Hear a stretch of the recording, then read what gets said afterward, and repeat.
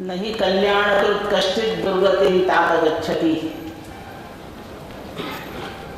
भगवद्गीता सांगत असताना भगवंतांनी वाचकांना, अभ्यासार्थींना, साधकांना आशीर्वाद श्वासांपूर्वक दिला आहे. त्यात भगवान म्हणतात नहि कल्याणकृत कश्चित दुर्गती तात गच्छति.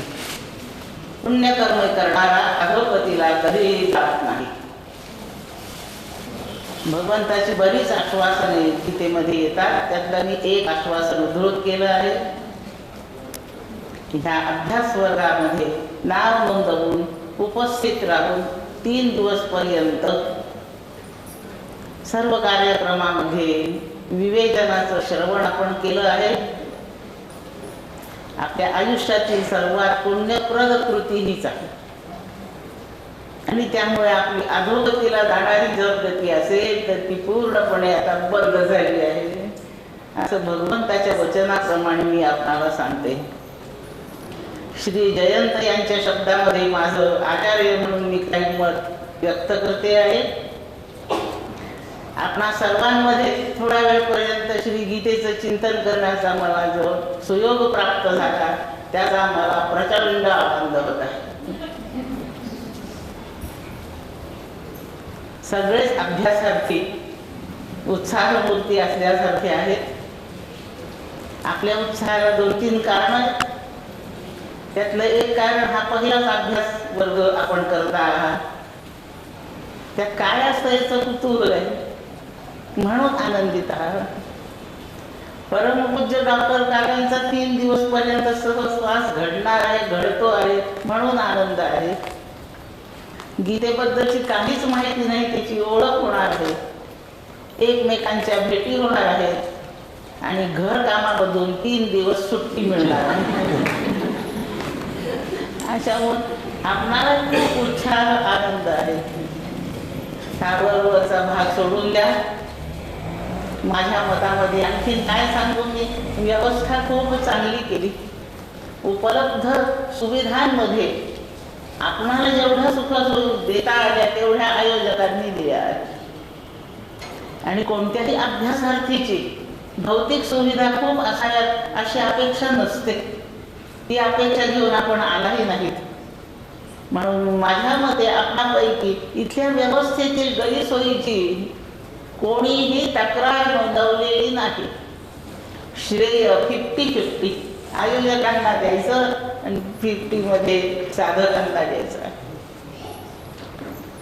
इथून पुढे जेव्हा अभ्यास वर्ग आपण करू जाल, उपस्थित असाल, त्याही वेळी भौतिक गोष्टी बाजूला साराव्यात. गीतेच्या संदेशाप्रमाणे थोडा संयम, वैराग्य यांची वाढ करायची आहे. ते करण्याचा अभ्यासच इथे करायचा. भौतिक सुविधा कमीत कमी, थोड्याशा गैरसोयींशी सामना आणि तरीही आपलं समाधान आणि स्वास्थ्य सांभाळता येणे अशी थोडीशी सर्कस आपण करायचीच असते. कोणतीही गैरसोय नव्हती हे खरं आहे. गैरसोयीच्या दृष्टीने आपण कुठे पाहिलं नाही. हा दुसरा भाग आहे या अभ्यास वर्गाचा. परमपूज्य काकांची अत्यंत प्रसन्न उपस्थिती आपणाला तर लाभलीच, पण ती मला जास्त लाभली असं मला वाटतं. आणि माझे पुष्कळची उजळणी झाली. बोलले जरी मी असे, ज्ञानेश्वर माऊली एका ठिकाणी बोलली, ज्ञानेश्वरी मी लिहितो आहे, मी लिहिली आहे, मी सांगतो आहे असं जग समजेल. पण माझं नाव मी बोले, स्वामी तो माझा. समोर मला गेलं आणि पाठीमागून माझा स्वामी बोलला.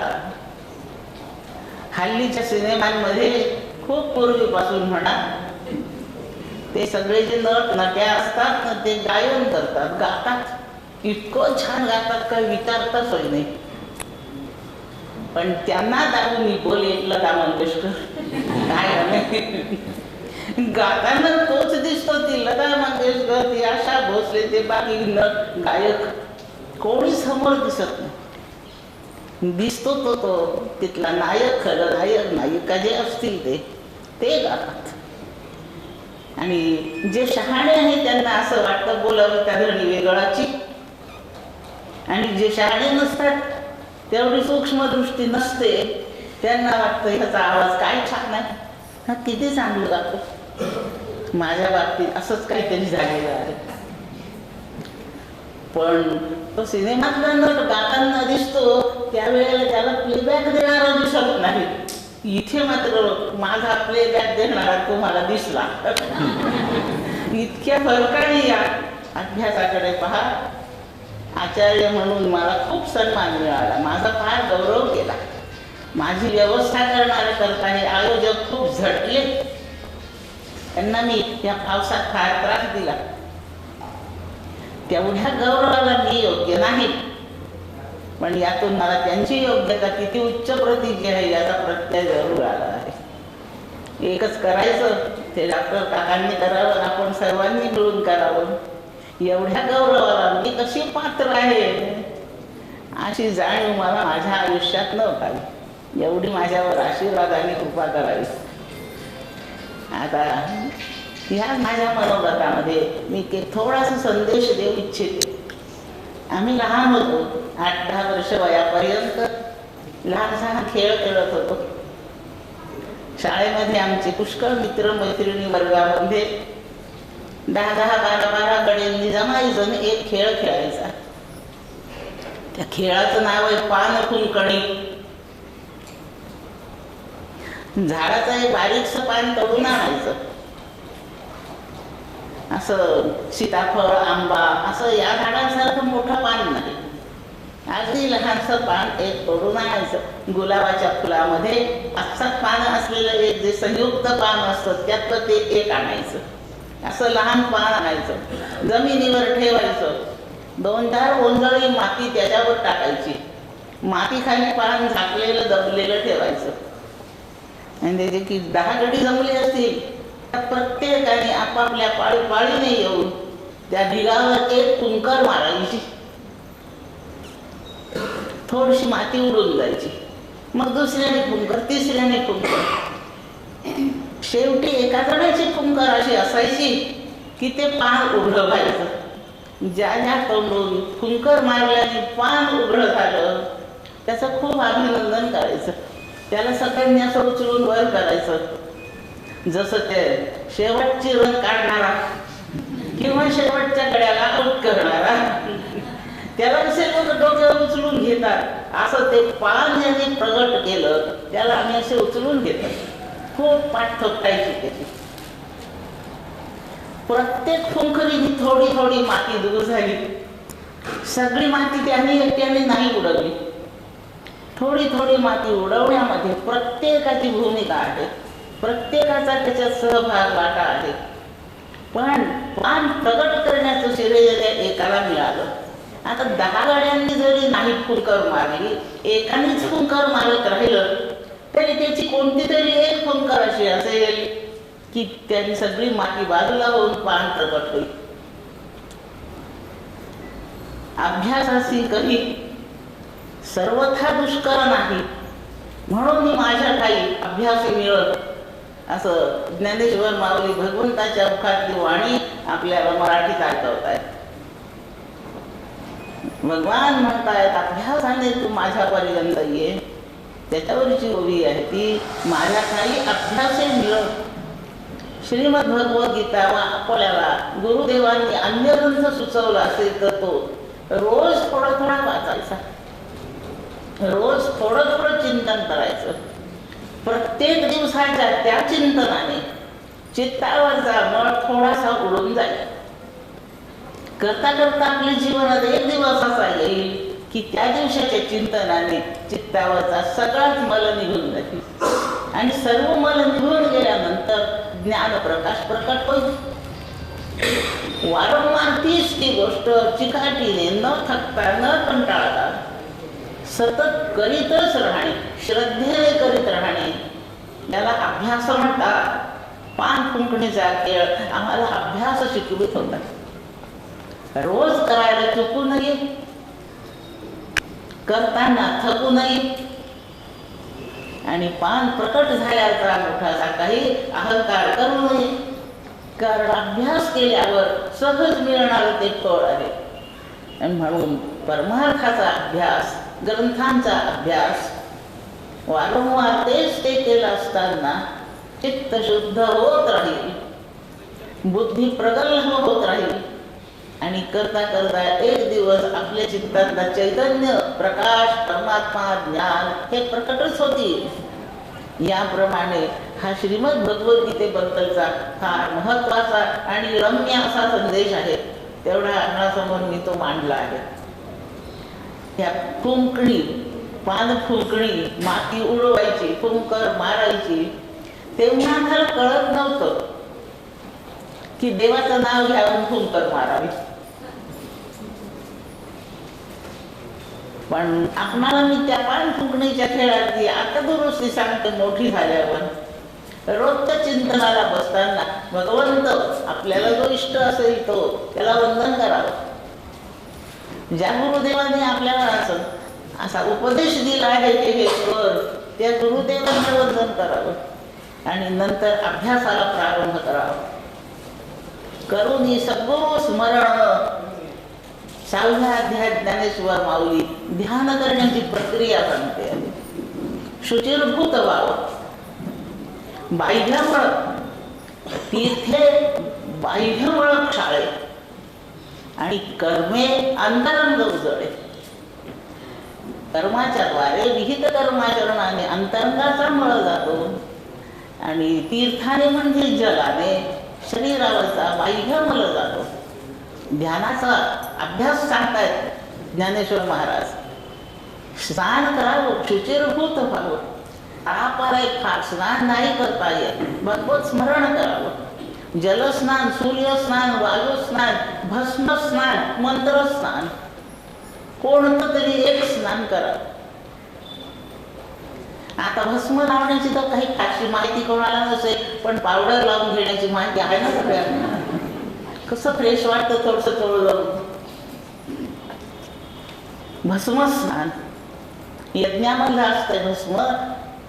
ते लावलं तरी शरीराचा मल जातो. थोडा वेळ उन्हात जाऊन यावं, शरीराचा मल कमी होतो. वाऱ्यात उभं राहावं, शरीराचा मल दूर होतो. आणि जलस्नान तर सगळ्यांना परिचितच आहे आणि यातलं काहीच जमत नाही. वाराही वाहत नाही. ह्या 7-8 दिवसापासून सूर्यदर्शन नाही, ऊन नाही. आम्ही भस्मजवळ ठेवलेलंच नाही. पाणी घेऊन स्नान करावं अशी शक्यता नाही, तब्येतीमुळे म्हणा, कोणत्या कारणाने म्हणा. पण मंत्र स्नान प्रत्येक वेळी प्रत्येकाला कधीही शक्य आहे. भगवान नाम घ्यावं, भगवंताचं नाम आणि विहित कर्मांचं आचरण यांना शास्त्राने तीर्थत्व प्रदान केलं. म्हणून देवाचं नाव म्हणावं. झालं शुचिर्भूत. यातल्या कोणत्या तरी प्रकाराने आपण शुद्ध होऊन घ्यावं. छानपैकी आसन टाकावं. सर्वात उत्तम आसन हे दर्भासन आहे. गवताच्या चटया गारबी वाटत असतील ना, त्याच्यावर सुताचं धोत वस्त्र, नाहीतर लोकरीचं आसन. लाकडी पाटावर नुसत्या लाकडाचा स्पर्श होईल असं आसन वापरू नये. जमिनीवर अलिबाग बसू नये. अभ्यास करताना पुस्तक जमिनीवर ठेवू नये. मी पाहिलं फार लोकांची सवय आहे, आपल्यासाठी आसन घेतात, पुस्तक पुढे जमिनीवर असते.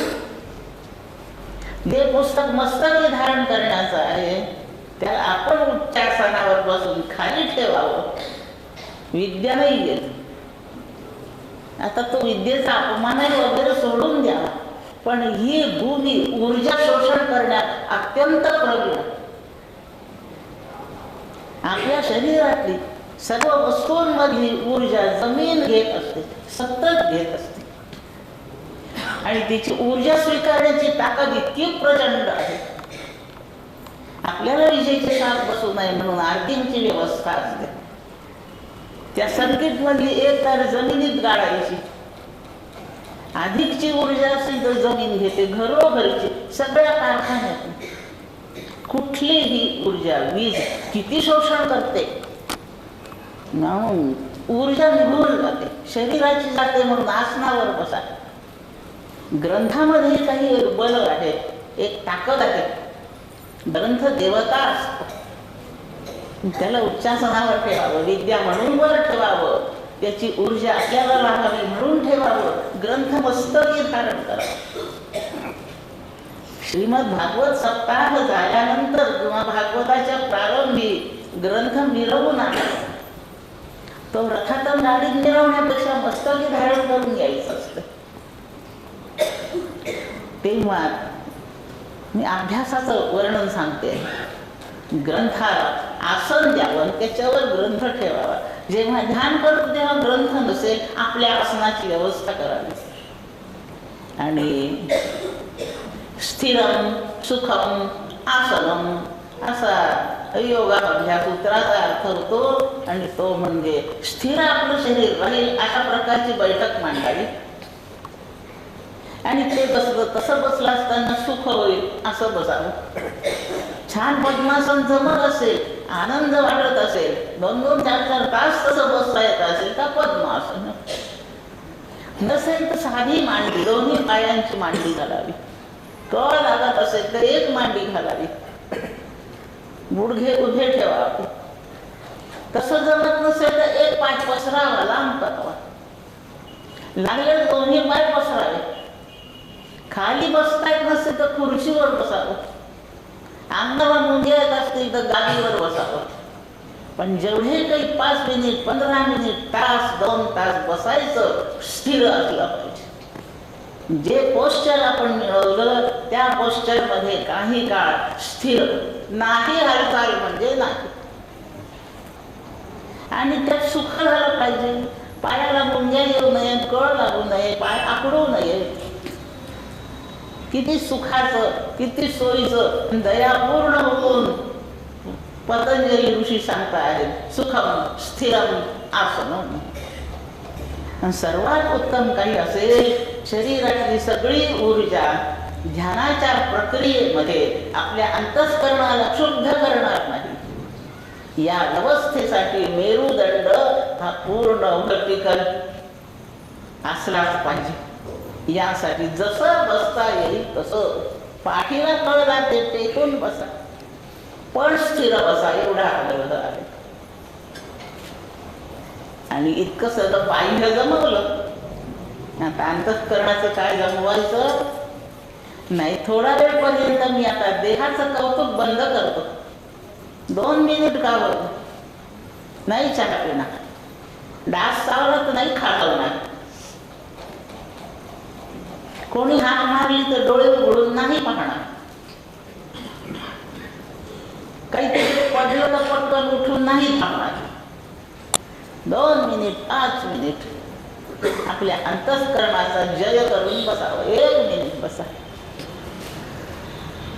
अंतःकरण जसं शरीर स्थिर केलं असं अंतःकरण स्थिर करावं, असा निश्चय करावा.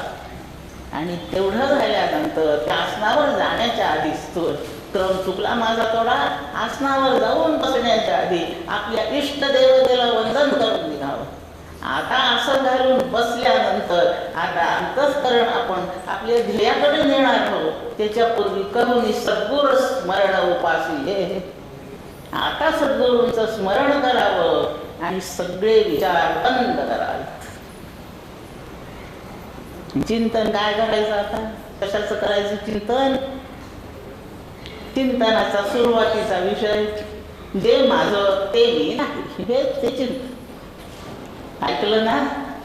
शर्ट माझा, मी शर्ट नाही, ते शर्ट बीट घर गादी सतरंजी जाऊ द्या. हात माझा, मी हात नाही, असं पायाच्या बोटापासून अंगठ्यापासून सुरुवात करायची.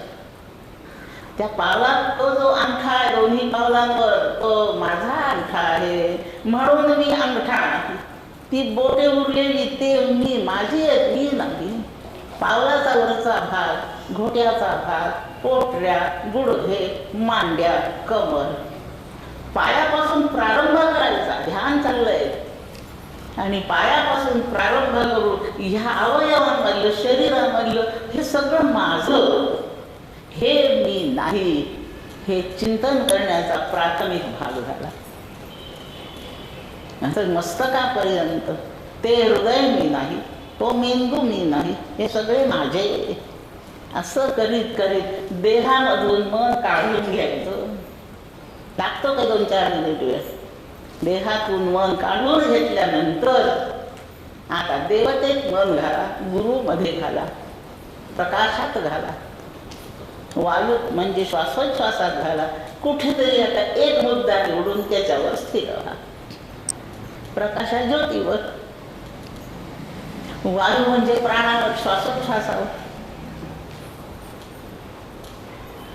चैतन्यावर काही एक निवडा आणि त्याच्यावर स्थिर होण्याचा प्रयत्न करा.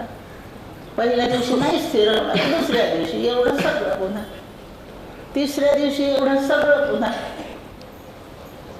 आणि हे करताना चिंता बंद केलेली असेल,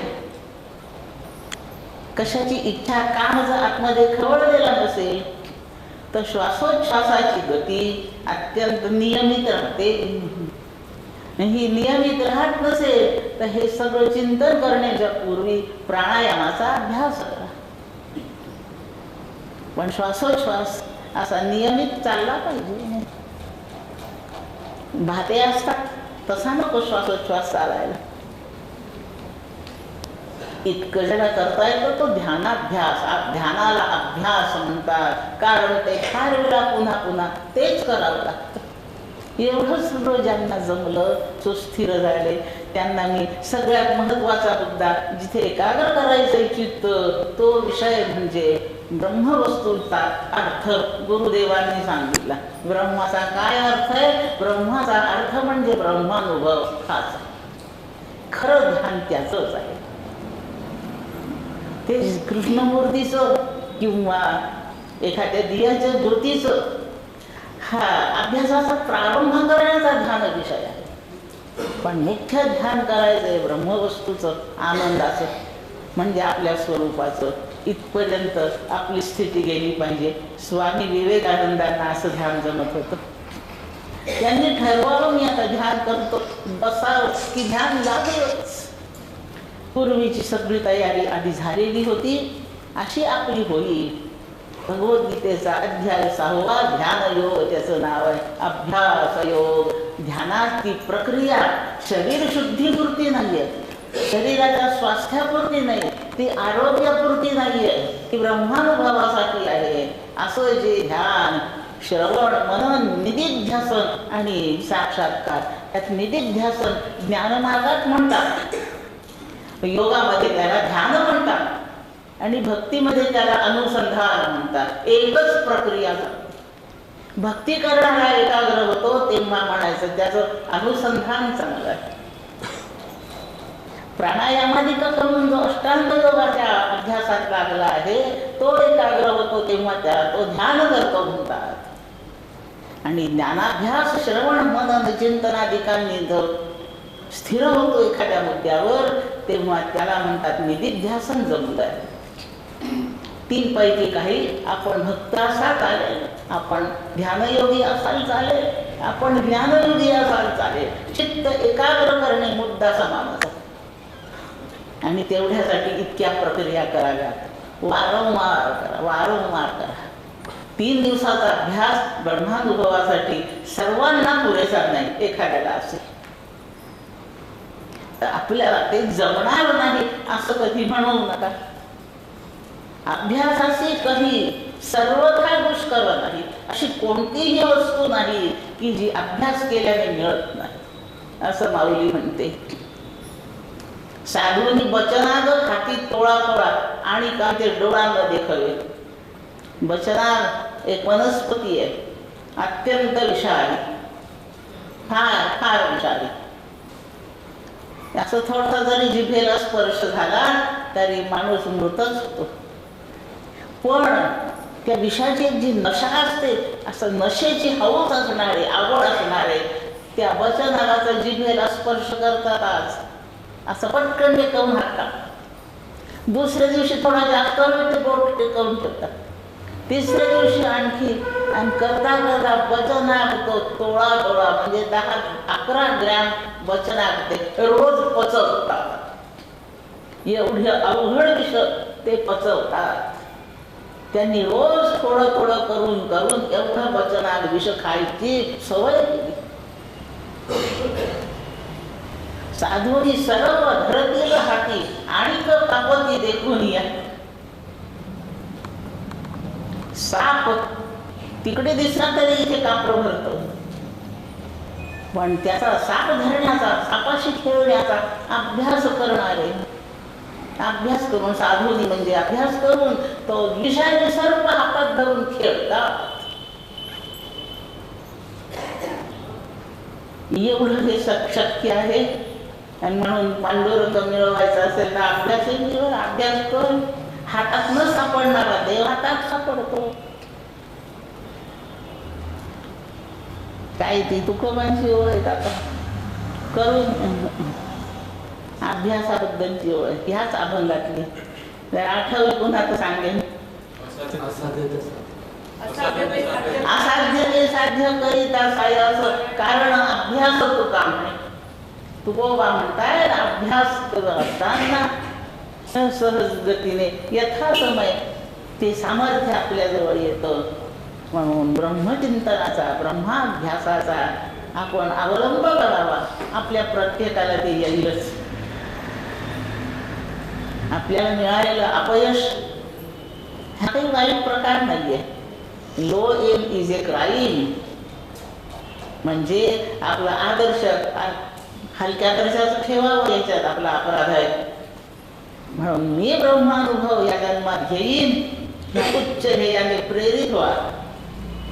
ह्या अभ्यास वर्गात 3 दिवस पर्यंत आपल्याला थोडंसं अभ्यासाचं दर्शन झालं आहे.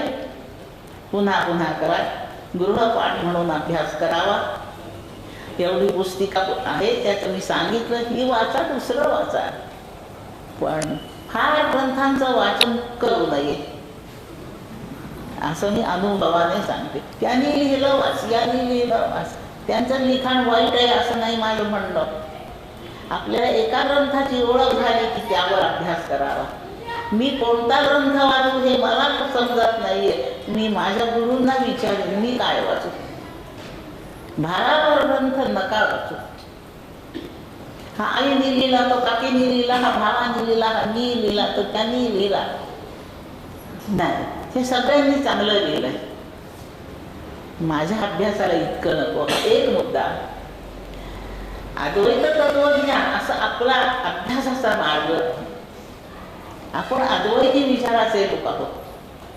म्हणून अद्वैती विचाराला जर कुठे कोणत्या लेखनामध्ये धक्का बसलेला आहे, कोणत्यात नाही बसला, कुठे पुरस्कार आहे, कुठे निषेध आहे, एवढं कळायला कुठे आज आपली बौद्धिक ताकद नाही. आणि म्हणून अद्वैताचे ग्रंथ गुरूंच्याकडून पाठवून घेऊन ते एवढेच वाचायचे. आणि एकदा पक्के झाल्यावर मग काही पण वाचायचे. कोणीतरी प्रश्न विचारला होता तेव्हा सांगितलं, जोपर्यंत आपण रोगी आहोत तोपर्यंत पथ्य पाळा. रोग निघून गेल्यानंतर काही खाना मग तौलनिक अभ्यास कशाशी करू नये. आपल्या मताला पुरस्कार करणारे, म्हणजे स्पष्टीकरण देणारे, गुरुदेवांनी रेकमेंड केलेले एवढे ग्रंथ प्रारंभी वाचावे, मजबूत व्हावं बुद्धीच्या दृष्टीने. आणि मग आणखी काय वाचायचं वाचा. फार नका वाचू. त्या वाचनाचं एक गर्व तयार होतो. आणि मग ती फाटे फुटलेली, पांगलेली होते. अशी पांगलेली बुद्धी परमार्थ करू देत नाही. शेवटचा मुद्दा बोलते आहे. आपण 3 दिवस पर्यंत वस्तुतः घर, प्रपंच, परिवार, पोरं, बाळ, नोकऱ्या, धंदे याचा त्याग करू शकला. वस्तुतः केला. प्रत्यक्ष सगळं सोडलं. प्रत्यक्ष सोडणं अत्यंत अवघड आहे. तो आपण 3 दिवस पर्यंत अवघड कार्यक्रम केला. आता तो जाऊन पुन्हा तसंच त्याच्यामध्ये शिरा. पण तो आता फक्त मनाने काढून टाकायचा प्रयत्न करा. त्यातच राहा. काय बिघडले. वस्तुतः नाही काढलं तरी मनातून काढून टाका म्हणजे संपलं. म्हणून तोही एक अभ्यास करा. ह्या परिग्रहातून थोडं बाजूला व्हायचं बघा. नोकरी काय करीत तो साहेब? काही करीत नाही. साहेबाला जरी नमस्कार केला की सगळं बरं होतं.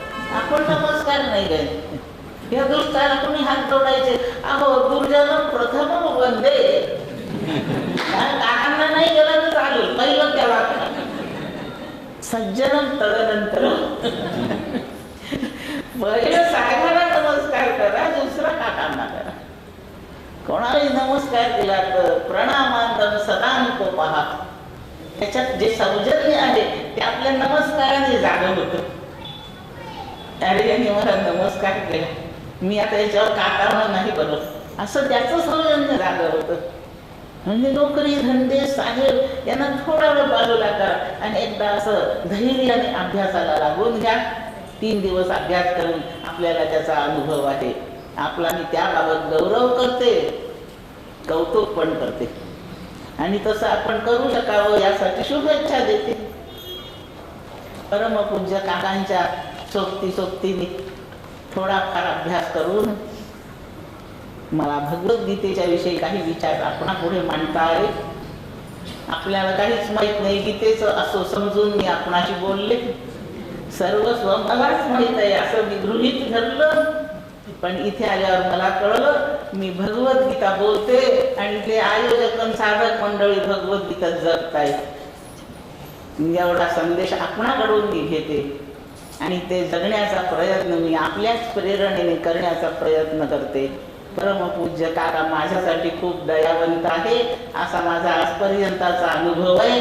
तो भविष्यात तसाच आहे आणि म्हणून त्यांच्या प्रेरणेने, सहवासाने, आशीर्वादाने मी भगवद्गीता जगू शकेन इतकी मोठी जरूर होईल. आपण सर्वांनी कृपावंत असा. कुंडलिक वरदा हरी विठ्ठल श्री ज्ञानदेव तुकाराम.